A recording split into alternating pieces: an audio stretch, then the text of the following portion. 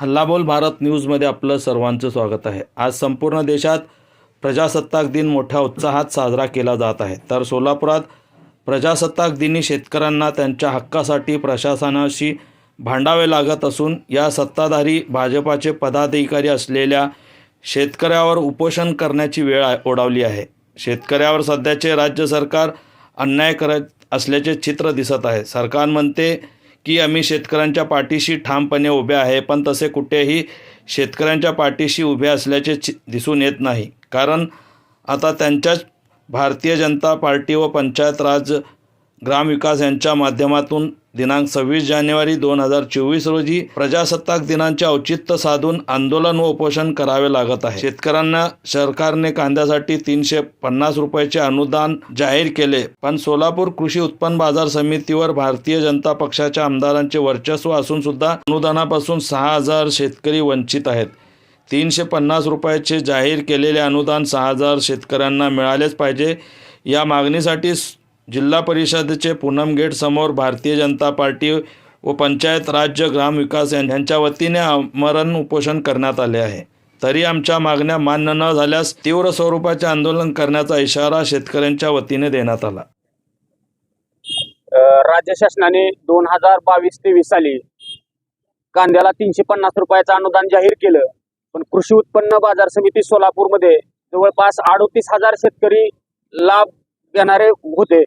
परंतु आज तसं पाहिलं तर आज माहिती घेतली तर 6000 शेतकरी अजून 350 रुपयाच्या अनुदानापासून वंचित आहेत आणि ज्यांना लाभ मिळालाय त्यांना 1-2 हप्ता आलेत, म्हणजे 200 क्विंटल पर्यंत त्याची मर्यादा होती। परंतु अद्यापर्यंत सगळं अनुदान शेतकऱ्याला मिळालं नाही। त्याच्यामध्ये अधिकाऱ्यांचा गलतान कारभार आहे। काही अधिकाऱ्यांनी त्याला जोडलेले उतारे घाळ केलेत, काहींचे खाते नंबर चुकलेत, आधार कार्ड एक ना एक अनेक DDR कडे मी सातत्यानं पाठपुरावा करतोय, कृषी उत्पन्न बाजार समितीकडे करतोय, परंतु शेतकऱ्याला न्याय मिळत नाही। त्यामुळे आज मला भारतीय जनता पार्टी आणि पंचायत राज्य ग्रामविकासच्या माध्यमातून शेतकऱ्याला घेऊन आमरण उपोषणाला बसावं लागलं। लवकरात लवकर न्याय नाही मिळाला आणि तिथं अजून विशेष म्हणजे खेदाची एक गोष्ट आहे की अधिकारी ऑफिसमध्ये गेल्यावर मगरुळीची भाषा बोलतायत, त्यांना शेतकऱ्याचं काय घेणं देणं नाही। कारण या राज्यामध्ये आता अधिकाऱ्यांचंच राज्य आहे का असं आम्हाला वाटायला लागलंय। त्यामुळे लवकरात लवकर याच्यावर तोडगा काढून शेतकऱ्यांना 350 रुपयाचं अनुदान मिळावं। आणि दुसरी मागणी आहे की आज काल तर आपण बघितलं मार्केट कमिटीत कांद्याच्या बाबतीत कसा गोंधळ झाला। आज कांद्याच्या पिकाला खर्च झाला त्याच्या 1 पट पण पैसे कांद्याचे येणार शेतकरी, त्याच्यामुळे शेतकरी हवालदिल झाला, शेती करावी का नको असं शेतकऱ्याला वाटायला लागले। राज्यामध्ये आता सध्या तुमची सत्ता आहे, तुमच्या पक्षाची सत्ता आहे, मग गल्ली ते दिल्लीपर्यंत तुमची सत्ता आहे, मग तुम्ही त्यांच्याकडे असे काय म्हणजे विषय हे मांडले आहेत का, किंवा त्यांनी तुमच्या या मागणीची किंवा उपोषणाची दखल वगैरे काय घेतली आहे का?